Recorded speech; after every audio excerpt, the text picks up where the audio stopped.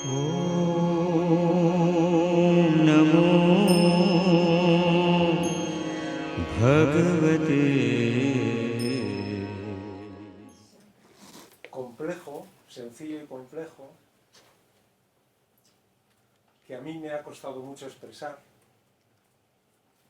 porque he tenido que llegar a un cierto punto del yoga para que mi escepticismo, mi descreimiento y mi ateísmo me permitiera comprender y vivir algo de esta unión a la que el ser humano está llamado, algo de esta evolución a la que el ser humano está llamado, que llamamos divinización. A mí el divino me ha ido engañando, echando como a los pajarillos miguitas, que yo he ido poco a poco picando hasta que él se ha mostrado, o él habiéndose mostrado, yo he podido verlo.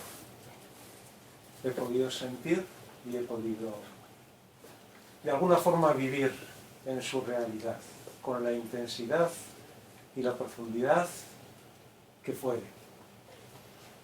Por eso decía que a mí me ha costado llegar a él.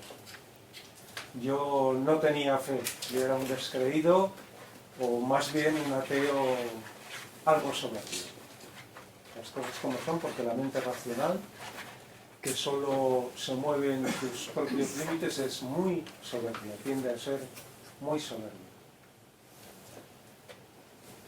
Yo mirando hacia atrás en mi vida, veo que todo lo que me ha sucedido ha tenido alguna razón de ser para que yo esté practicando yoga y esté viviendo lo que estoy viviendo, lo que sea. Esto es una mirada yógica que es importante que adquiramos, porque el yoga nos incita, nos invita a mirar todo con una perspectiva de necesidad evolutiva. De tal manera que todo lo que es permitido que nos suceda, porque todo tiene que ser permitido que nos suceda, no hay nada que no sea permitido, tiene que tener algún sentido para nuestro bien. El propio sufrimiento es a veces la forma que tiene el divino de atraernos brutalmente. A veces hay experiencias suaves, que son las miguitas, y a veces hay experiencias duras, abruptas, que es una atracción, yo lo llamo brutal, porque al ego le parece todo eso brutal, por parte del divino, para atraernos y acercarnos a él. Yo, como era descreído, ni conocía a Sri Aurobindo ni me interesaba absolutamente nada, como podéis comprender. Pero la mujer que a los días me iba a dejar, habiendo proclamado su amor a los cuatro vientos, su amor por mí, esto sucedió, es así, ¿eh? Aquello sí que fue abandono brutal, ¿no? Unos días antes de dejarme, me presentó un libro como para examinarme, ¿no? Sri Aurobindo, La aventura de la conciencia. Me dijo, lee un poco. Yo leí. Resultaba tan extraño, ¿no? Y me dijo, ¿qué te parece? Le dije, pues para mí no significa absolutamente nada. Y a los días me dice, Isidro, te dejo porque me voy a un mundo espiritual que no puedo compartir contigo. Y efectivamente, ningún mundo espiritual podía haber sido compartido conmigo en aquel momento. Que yo sepa, ella no ha hecho ningún viaje espiritual, pero en medio de ese tremendo dolor, porque uno cuando se implica en una relación siempre cree que es la mujer de su vida, ¿no? Y no se da cuenta que hay muchas mujeres en el mundo, muchos hombres en el mundo, que podrían ser compatibles, compañeros, fuerza, etcétera, etcétera, ¿no? Bueno, pues me hice una pregunta que yo creo que es necesaria que en algún momento, de una forma u otra, nos la hagamos todos. Y fue, primero, ¿qué estoy haciendo mal? Porque yo veía un reiterado sufrimiento por las mismas causas, del cual salías, te elevabas, caías, subías, bajabas, cumbres y valles, y uno llega un momento que se cansa. Pero esta pregunta, con el tiempo he comprendido que era una sugestión de algo desde dentro que provocó ese pensamiento en mí o desde arriba. Porque esas cosas, aunque nos parezcan que tienen una causa superficial, siempre tienen una causa más profunda, todas las cosas que son. Mi primera pregunta, ¿qué estoy haciendo mal? Mi segunda pregunta, ¿en qué tiene razón ella? Porque claro, normalmente cuando tenemos un problema de este calibre, y también en los pequeños, siempre responsabilizamos, este jefe este amigo no es un verdadero amigo, esta familia no me comprende, el mundo se ha confabulado para que yo sea su víctima. Y esta pregunta también, comprendo ahora, es una sugestión desde lo profundo del ser, del psíquico seguramente, o desde arriba, una breve gota de inspiración, con eso es suficiente. ¿En qué tiene razón ella? Y ella, que cogió todo lo que se tuvo que llevar, se había dejado el libro que ella se había comprado para leer, y yo lo cogí y empecé a leer. ¡Hala! Casi 300 o 300 y pico páginas de las que yo entendía muy poco, pero algo me decía dentro de mí que ahí había verdad, y había verdad, y esto lo sentí, fijaos que sin comprendiendo muy poco, cosas extrañísimas, la consciencia, pues yo decía, ¿pero esto qué es? Pero algo me impulsaba a seguir leyendo, y seguir leyendo hasta prácticamente acabar el libro. Después me junté con otra mujer, uno va de mujer en mujer. No sé si es bueno o es triste, hasta encontrar a Teresa, que está ahí. Y ella me dijo, oye, ¿y por qué no vamos a meditar?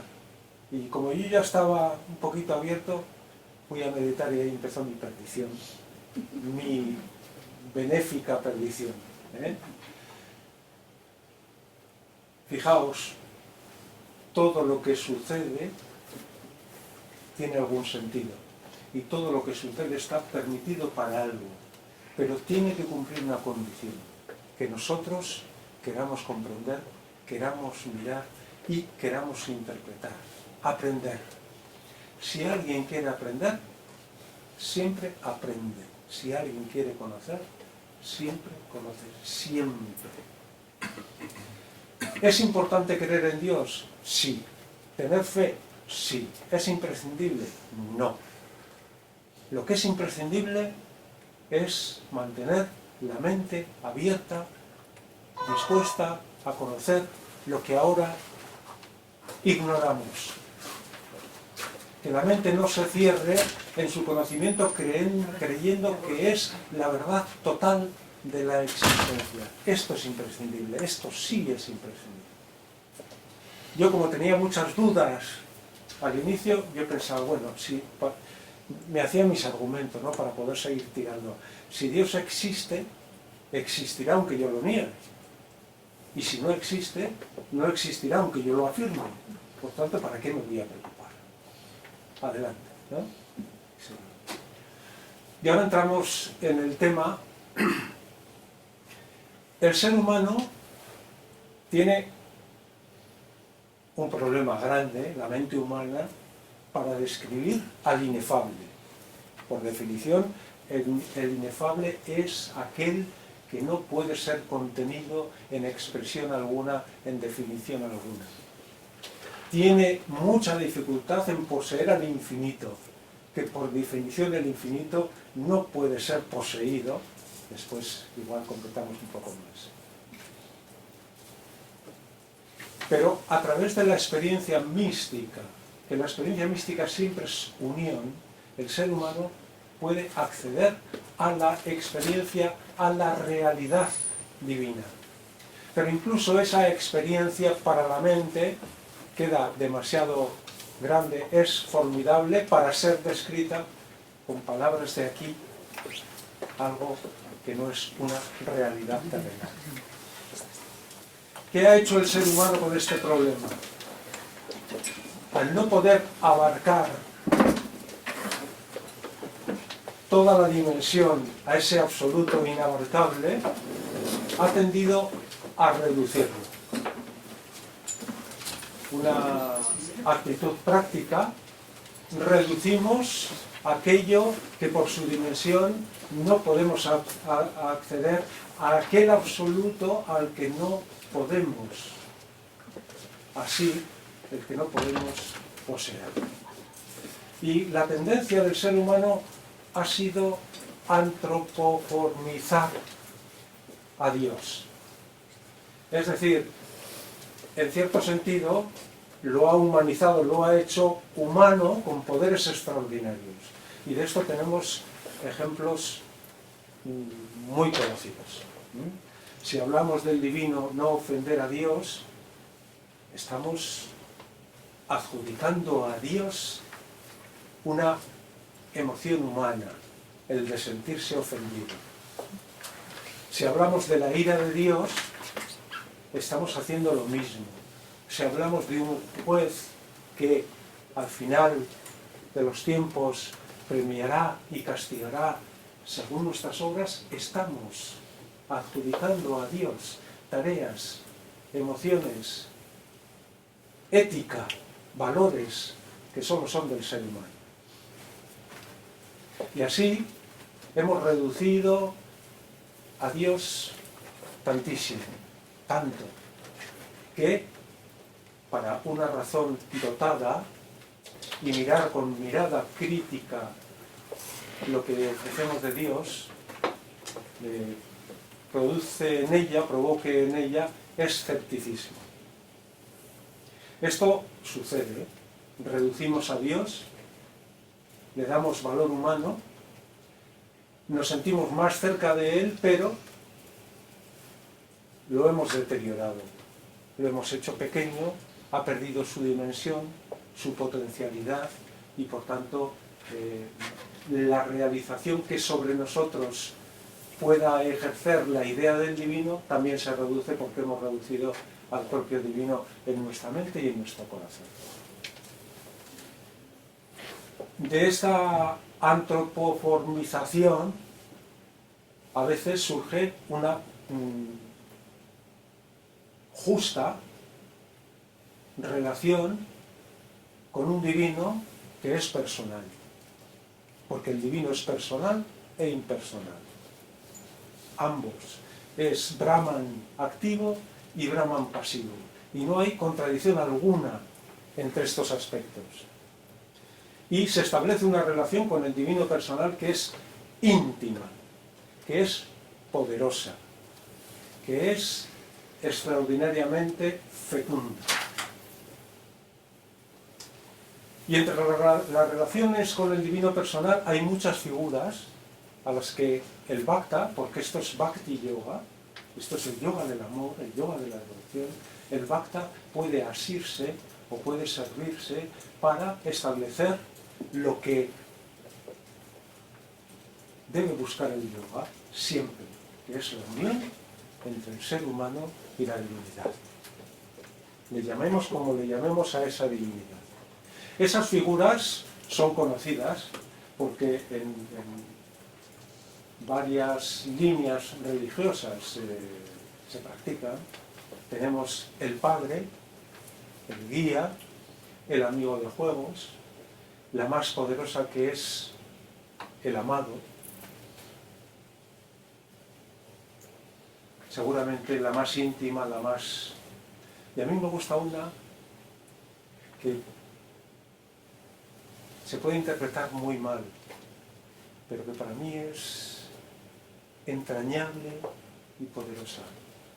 Hay una figura en el Evangelio, yo no soy cristiano, pero a mí el yoga me ha enseñado a comprender las verdades de otras líneas espirituales.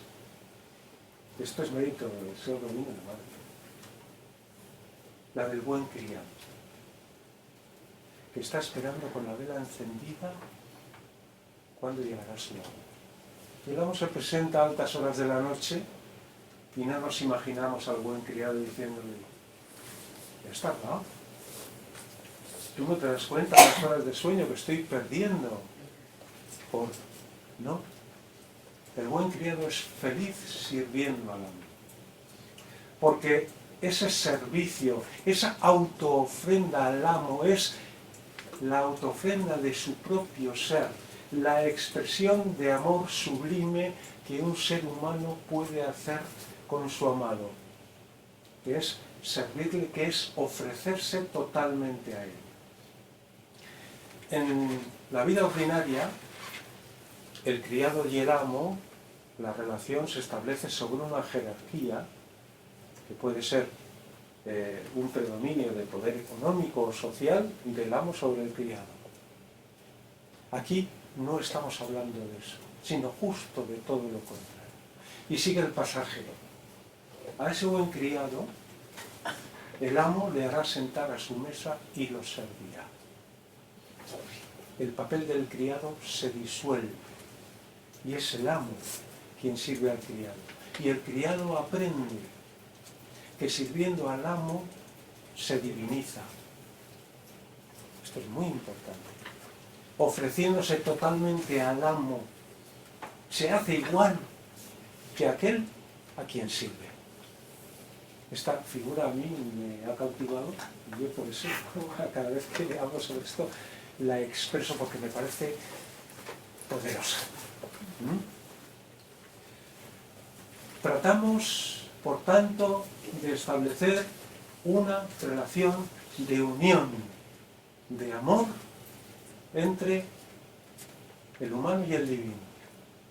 Y ahora otra cosa que suena muy mal. La relación de amor consiste en poseer y ser poseído. Esto ahora suena, poseer. Es decir, poseer significa que aquel a quien te unes te penetra, entra en ti, se hace tú, y tú entras en él y te haces él. Esta es la unión. Y de esa unión surge el conocimiento, surge el amor, surge el poder. No hay divinización posible en el ser humano si no hay unión del ser humano con el divino. Esto lo tenemos que tener claro. Métodos para esta unión. Mirad la oración, que eso es otra de las cosas que, como comprenderéis, yo he comprendido muy tarde, ¿no? Con el yoga integral. La oración es cualquier tipo o método de establecimiento de esa posibilidad de unión con la divinidad. Normalmente pensamos que la oración se realiza mediante la palabra o mediante una fórmula ya establecida que repetimos, pero la oración es todo lo que nos lleve o nos acerque o nos posibilite cualquier tipo de unión emocional, de acción dinámica, de presencia con el divino. Si a mí el trabajo está expresando una ofrenda, un ofrecimiento a través del karma yoga con el divino y a él lo refiero y a él me entrego trabajando, esto es oración. Si hay algo que a mí me atraiga la presencia del divino en mi vida, eso es oración. Y otra cosa muy importante, como una parte de la oración puede ser la petición. Lo que pasa es que como hemos reducido tanto al divino, ¿qué le pedimos? Le pedimos salud, le pedimos bienestar, menos un Lamborghini rojo a la puerta de la casa, que algunos igual también se lo piden, pues todo lo que nos parece útil se lo referimos a él, haciendo de él un poder utilitario. que esta es otra manera de reducir al divino en un materialismo espiritual muy frecuente. Pero el divino, ¿cómo nos contesta? Pues a veces nos contesta con adversidad. ¿Sabéis? Conocéis la frase del Sri Aurobindo: golpéame y sabré que me amas. ¡Bah! Llegar a comprender esto, ¿eh? Golpéame y sabré que me amas. ¿Cómo interpretamos la adversidad desde la ignorancia? Como abandono. ¿Y por qué me hace esto? ¿Y por qué a mí? ¿Y por qué si yo soy... Bueno, al ego le parece que siempre somos muy sadakas, muy comprometidos, porque al ego cualquier gotita de trabajo ya le parece algo extraordinario, ¿no? ¿Por qué a mí? Entonces no sabemos interpretar la adversidad, la oposición, el sufrimiento, como parte de esa, entre comillas, estrategia divina de las miguitas para traernos a él. ¿Qué debemos pedir al divino? Cada uno que pida lo que quiera, según su real saber y entender. Pero al divino, ¿qué le podemos pedir de forma yógica para que nuestra petición tenga un sentido de crecimiento y de evolución? Ayúdame a ser instrumento. Ayúdame a sentir tu presencia. Dame el poder de amarte, dame el poder de servirte, concédeme la gracia de poder expresarte cada pensamiento, cada palabra, cada obra en tu presencia.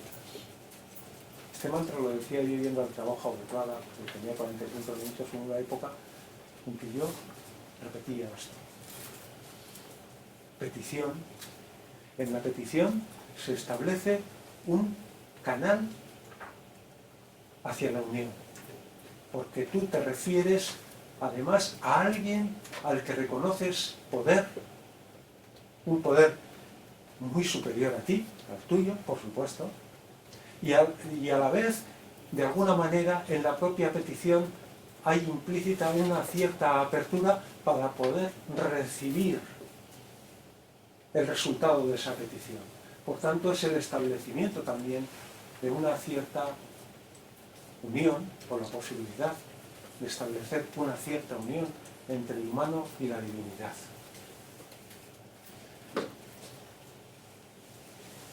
Ese divino personal, que a veces en algunas tradiciones está excluido, por ejemplo, en el budismo tenemos la divinidad como vacuidad. La vacuidad no puede ser personal.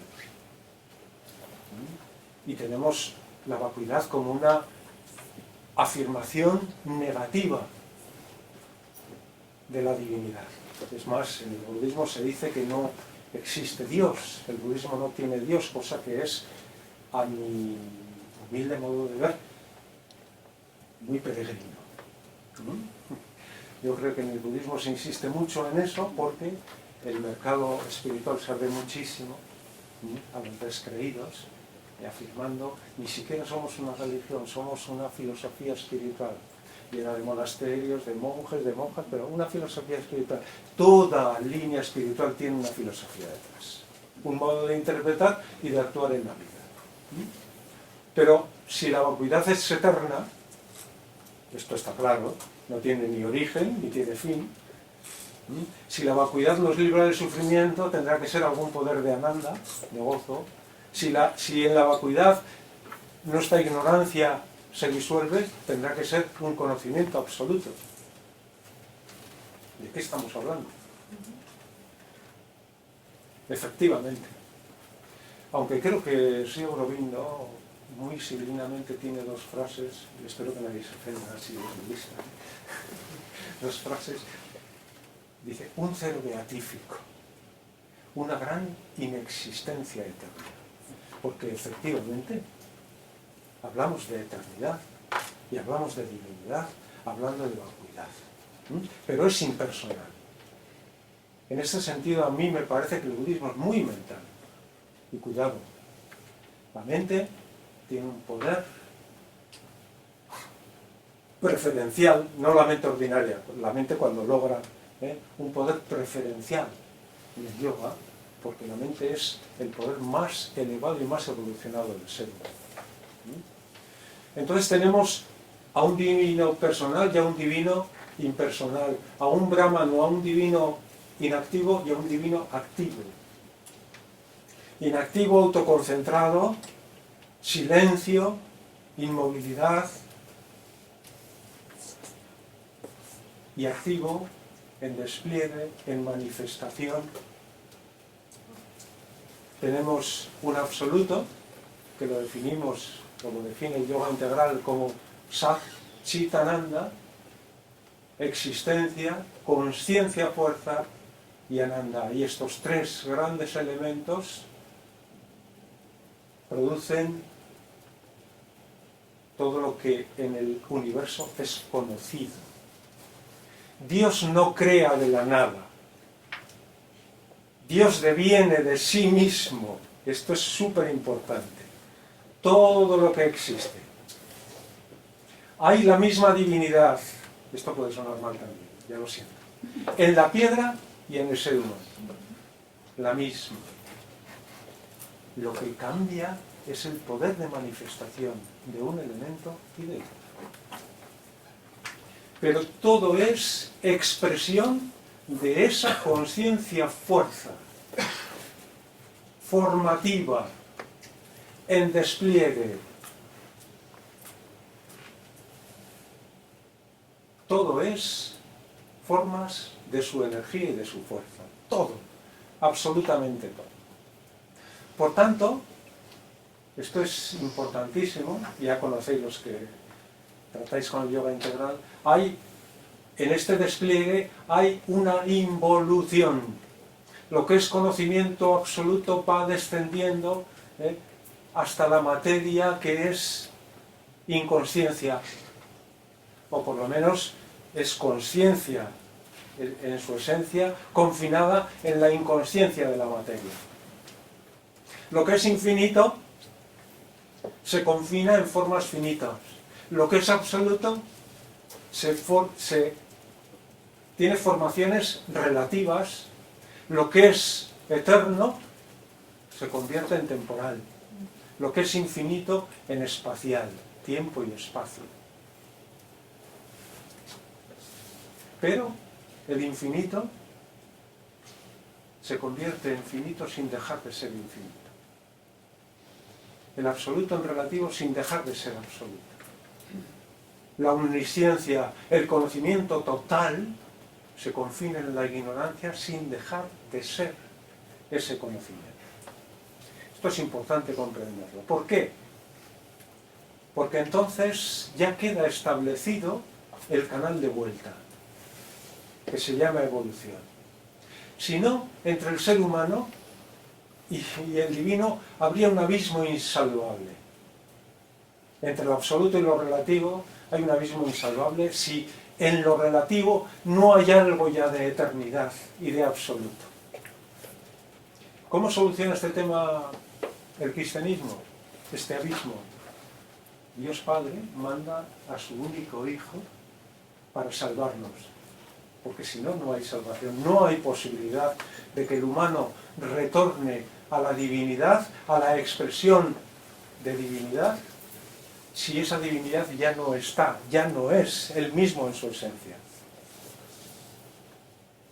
En el símbolo de la cruz, que podría interpretarse como la unión entre lo de abajo y lo de arriba, lo humano y lo divino, y en el palo horizontal el abrazo de la divinidad a la humanidad, podría ser. Eso lo soluciona así el cristianismo. Y, lógicamente, con más sentido, el yoga integral establece un proceso de involución al que va a corresponder un proceso de evolución. Pero aquí tenemos un problema. ¿Cómo un Dios perfecto puede hacer un mundo tan imperfecto? ¿Cómo un Dios todo bueno puede permitir la maldad en este mundo? ¿Cómo el todo bello consiente tanta fealdad? Este es un dilema. Creo que el cristianismo lo resuelve con el misterio del mal, pero no puede haber misterio, tiene que haber alguna solución. Y esto se explica con dos cosas importantes. La primera, que este mundo es evolutivo, que la evolución no puede existir sin oposición. Segundo, que la evolución es de menos a más, de lo imperfecto a lo perfecto, de la ignorancia al conocimiento, del egoísmo al amor. Y en este tránsito, en los distintos grados, la expresión humana expresa imperfección. Imperfección que es ignorancia, que es egoísmo, que es fealdad y que es maldad. Y ahora cabría otra cuestión. ¿Y por qué ha hecho un mundo evolutivo? Aquí ya ¿no? Estamos tratando de... ¿Por qué ha hecho un mundo evolutivo? Podríamos decir que lo que era una posibilidad se convirtió en realidad. Y segundo, que un mundo perfecto tendría sentido. No existirá ya, o no existe ya, algún plano de perfección en la atmósfera de la divinidad. Si queremos otra opción, tenemos que descender. Y otra cosa muy importante. Se le puede acusar a Dios, y con cierta razón, de que mientras Él sigue siendo perfecto, justo, todo bondad, belleza y gozo infinito de ser, nos ha echado a un caldero de aceite hirviendo para que a veces nos lo pasemos muy mal. Eso es crueldad. Y ahora otra cosa difícil de comprender, y es que el divino padece nuestra limitación. Padece nuestra limitación. Está confinado voluntariamente en nuestra ignorancia. Él es el sujeto activo de nuestra evolución porque la está provocando a veces con adversidad, pero también es el sujeto paciente. Él es el sujeto activo de nuestra perfección y el sujeto pasivo de nuestra imperfección. Esto es bueno comprenderlo porque ya esa acusación de tú estás allí y a nosotros nos dejas aquí padeciendo, por cierto, se padece menos de lo que decimos. El padecimiento es muy significativo porque no es todos los días. Si tuviéramos una hora de calor eterna de 40 grados, pues el día que bajara a 38 o 35 nos parecería la gloria. El sufrimiento se queda muy grabado porque no es constante. Hay más momentos en nuestra vida de bienestar que de sufrimiento. Por cierto, todo lo imperfecto en el ser humano, todo, tiene un asiento de perfección en la profundidad de su ser. Este gozo alocado de nuestro ser vital que busca la satisfacción continua es el ADN de Ananda que el ser humano tiene y no puede renunciar a él. El ser humano jamás podrá renunciar a su felicidad, aunque racionalmente diga, bueno, confórmate con lo que tienes, mira, este otro está peor que tú, ¿de qué te quejas? Pero hay algo en él que quiere más y más y más. No se conforma con lo relativo nunca, con la felicidad a medias. Se hace un intento con la vida, bueno, no me hagas sufrir mucho, yo ya voy a intentar que todo a mi alrededor encaje, armonice, para que yo no me sienta mal, pero si miras un poco más atrás, detrás de todo eso, todavía hay insatisfacción. Y es porque tenemos el ADN del Ananda, el universo surge del Ananda y camina hacia el Ananda, que es la expresión más elevada de divinidad, más que el conocimiento. Entonces, detrás del deseo vital, que tenemos que superar naturalmente, está la querencia del ser humano a la felicidad. A la felicidad y al absoluto. ¿Por qué? Porque el deseo en realidad busca el completamiento de nuestro ser. Es decir, deseamos algo que no tenemos y que interpretamos ignorante y erróneamente, que nos va a compensar, a traer algo, a llenar algún vacío, a completar aquello que sentimos parcial o carente.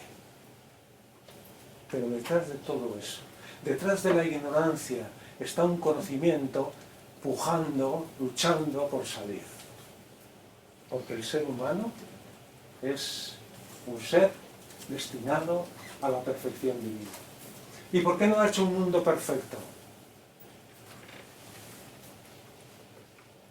Seo Aurobindo utiliza una figura tan sencilla, pero tan práctica, la de la semilla, la habéis leído seguramente. Podríamos acusar a la semilla de imperfección. ¿No? Ella es perfecta como semilla, pero es todavía incompleta como manifestación. Entre la semilla y el árbol, ¿qué hay? Medio un proceso de crecimiento, un proceso de evolución. Pero la semilla en su esencia es perfecta. Por tanto, el mundo es imperfecto en cuanto evolutivamente es imperfecto porque tiene que alcanzar cotas de perfección mayor. Es perfecto en cuanto, el ser humano es perfecto en cuanto a su semilla, a su esencia de divinidad.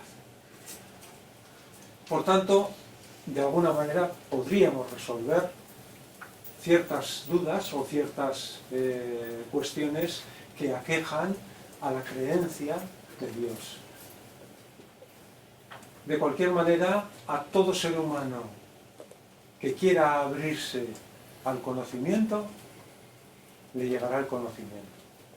Esto no puede fallar. Si falla esto, falla el yoga, falla la vida, falla todo. No hay un solo movimiento sincero, un solo esfuerzo sincero del ser humano que no tenga una respuesta. No puede haberlo. Si lo hubiera, fallaría la vida, fallaría el yoga y fallaría Dios. La cuestión es que nosotros esperamos la respuesta que creemos que debe ser en el momento que creemos que debe ser, y como de la manera que queremos. Y esa conciencia responde, cuando debe responder, según su conocimiento muy superior al nuestro, de la manera que debe hacerlo, con la intensidad que debe hacerlo.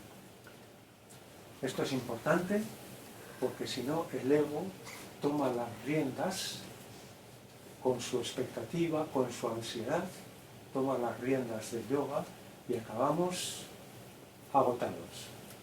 Hay mucha gente que empieza el yoga con una furia extraordinaria, como un galgo detrás de un señuelo en el canódromo y acaba agotado porque el ego ha tomado las riendas realmente de su yoga y el ego no es de tener paciencia, ni consideración, ni comprensión, ni sumisión. El ego no se somete más que a su propio dictado, a su propia distancia. Entonces tenemos la cuestión del universo como expresión de divinidad. Tenemos la semilla del divino en toda formación universal, de tal manera que hemos afirmado que hay la misma divinidad, esto puede chocar un poquito, la misma divinidad en la piedra que en el ser humano. Tiene una figura, el señor Aurobindo en la vida divina, que juega con él, se ríe un poquito a veces. Y pregunta, ¿qué es más importante, la hormiga o la galaxia? Entonces, la galaxia, claro, es una inmensidad que ni siquiera todavía con los métodos y la ciencia humana podemos ver su dimensión. y dice, este es el error de la cantidad. Pero claro, si vemos la hormiga, está más evolucionada que la materia. Tiene conocimiento, tiene asociación, seguramente, no lo sé, tendrá algún tipo de lenguaje por movimiento. La hormiga, y él dice, este es el error de la cualidad. Sigue, pero yo no me acuerdo nunca, hasta que no me vuelva a venir el ejemplo. Y concluye, la consciencia está con toda su intensidad y todo su poder en todas las formas de consciencia, que son todas las formas universales. ¿Cuál es la cuestión? Que la capacidad de expresión de divinidad en cada plano es muy diferente. Porque estamos hablando de un mundo evolutivo en el que parte, el último término de la involución es la materia. Mirad en el descenso, se quedan los planos de mente, plano de vida y el plano de materia. Y lo que ha sido el último término de la involución es el primero de la evolución. Sobre la materia surge la vida y sobre la vida surge la mente. El plano de la vida presiona sobre la materia para el surgimiento de la vida sobre la materia. Pero es que ya en la materia hay un principio de vida latente, dormido. El plano de la mente, aquí se ve mejor todavía, presiona sobre la vida para el surgimiento de la mente sobre la vida. Pero en la vida ya hay un principio de conciencia y un principio de mente. Esto en el mundo animal ya se ve. Y sobre todo está el plano supramental presionando, actuando sobre el ser humano para, sobre el principio de mente, crear un principio superior que es el principio de la supermente. Este es, así, grosso modo, muy simple, una visión evolutiva del yoga integral sobre la evolución del ser humano. Ningún ser humano, ninguno, ha llegado al máximo grado, bueno, esto lo digo yo, perdonad, no voy a ser que diga, el señor Domingo decía, no, ningún ser humano ha llegado al grado, al cenit de la evolución al que el ser humano está llamado. Ni Budas, ni Cristo, ni Aurobindo, mi madre. La madre, sabéis que trabajó en el yoga de las células. ¿Por qué? Porque necesitaba transformar el cuerpo humano, transformar celularmente el cuerpo humano. Hace falta gallas para meterse en ese trabajo, perdonad.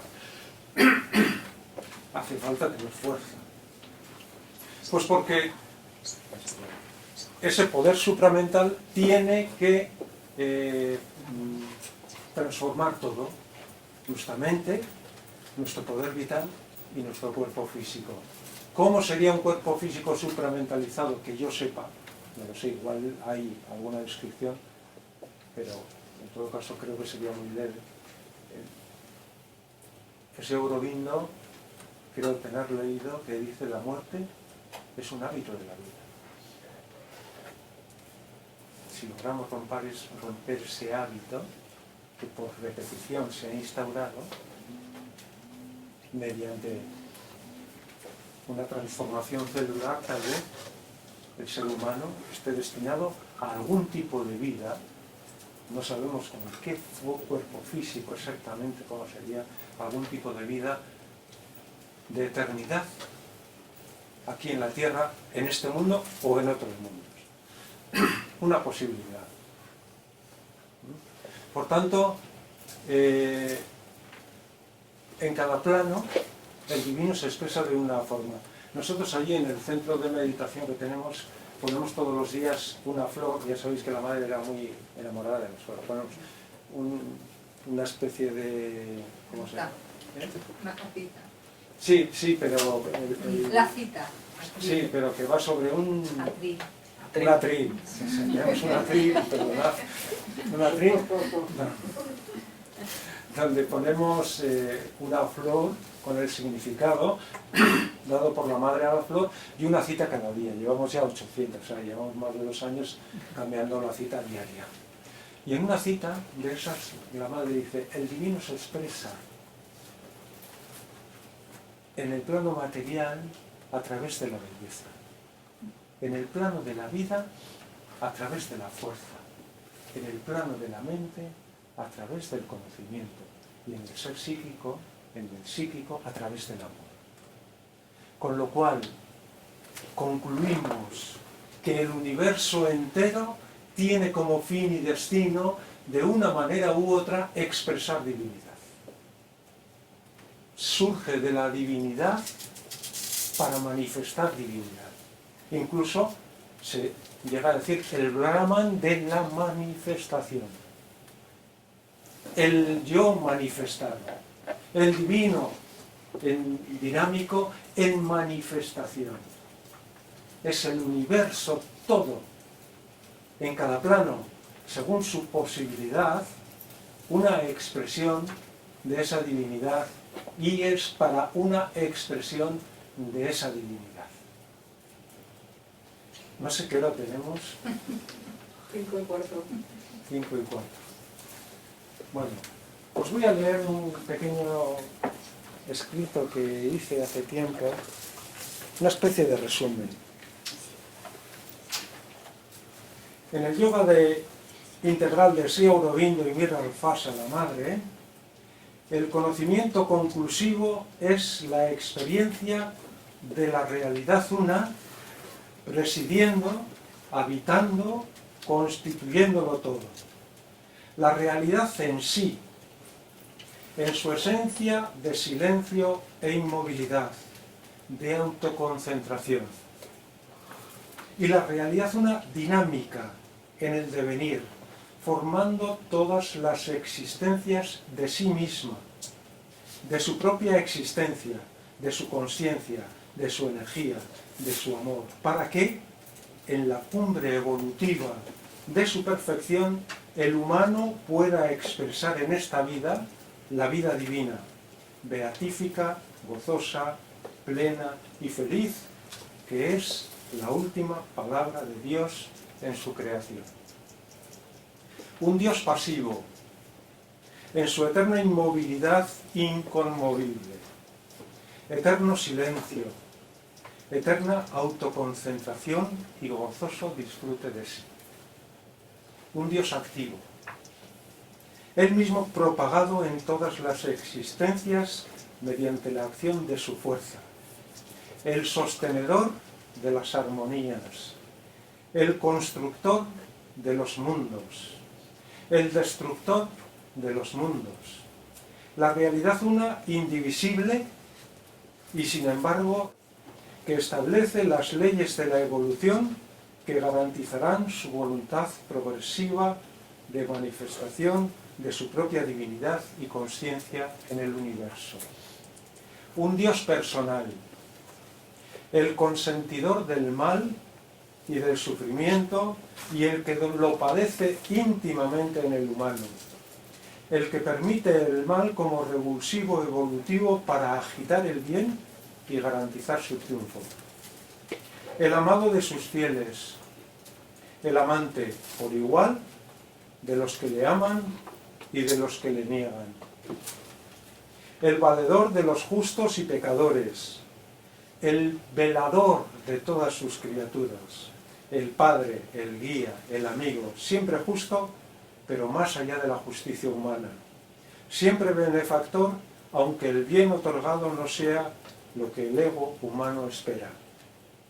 Un Dios impersonal, infinito, absoluto, trascendente, eso, el todo, pero más allá de toda totalidad. Medida y cualidad, omnipresente, omnisciente, omnipotente, pero sin dejar de ser todo eso, voluntariamente confinado en la ignorancia y la debilidad humana. La luz, la verdad, el conocimiento, el inefable, inconmensurable, indescriptible y sin embargo accesible a la experiencia espiritual. El más allá presente aquí, inaccesible e íntimo habitante de todas las existencias, presente por igual en la hormiga y en la galaxia, en la piedra y en el alma humana. Hasta aquí puedo leer. No sé si hay alguna pregunta. Nunca me preguntéis nada. Otro año voy a tener preparado de la gente de Pamplona y de preguntar algo. Todo ha quedado claro, no hay ninguna idea controvertida. Estáis muy avanzados, ¿eh? Isidro, ¿has hablado para nada del Mahashakti, de la parte del Shakti de Brahma? Pues tengo poca idea de eso, si te tengo que decir la verdad. ¿Eh? No te puedo hablar de eso. ¿Ves? La primera y me habéis pillado. De eso se trata. Es un poco la visión de Sri Aurobindo soluciona muchos de los conflictos espirituales que surgen en las líneas tradicionales. Las líneas tradicionales siempre, la salvación del ser humano está fuera del mundo. El pecado, o el mundo y la carne, los tres enemigos del alma, como se suele decir en alguna tradición. O el nirvana como la salvación para dejar de renacer o reencarnarse en un mundo de ignorancia y de ilusión. Todo está en el más allá. Y lo que Sri Aurobindo establece es que el ser humano está destinado a vivir la vida divina aquí en la Tierra y que el universo tiene el sentido de expresar a través del humano o a través, si no es expresar a través del humano, a través de otras posibilidades de expresión, la perfección divina aquí en el mundo. Si no, este portentoso trabajo universal quedaría sin demasiado sentido si tenemos que liberarnos de él para acceder a quien lo ha creado. ¿Comprendéis?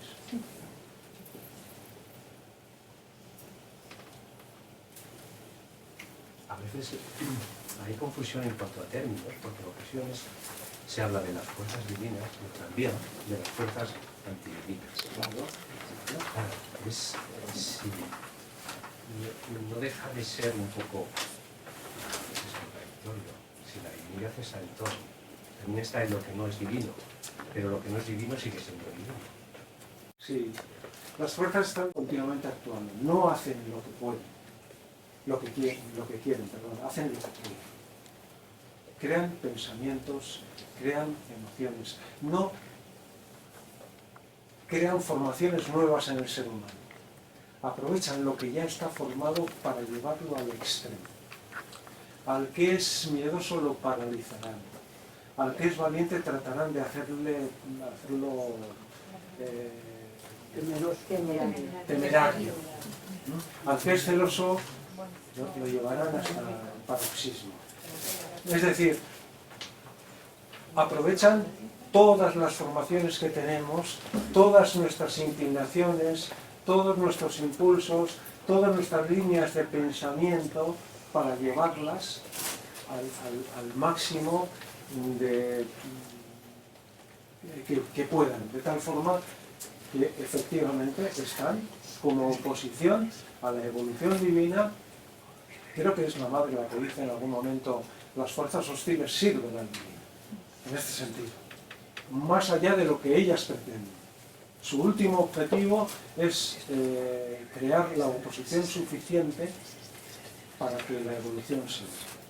Sin oposición, esto tenemos que tener claro, sin oposición, sin adversidad, no existe la posibilidad de perfección.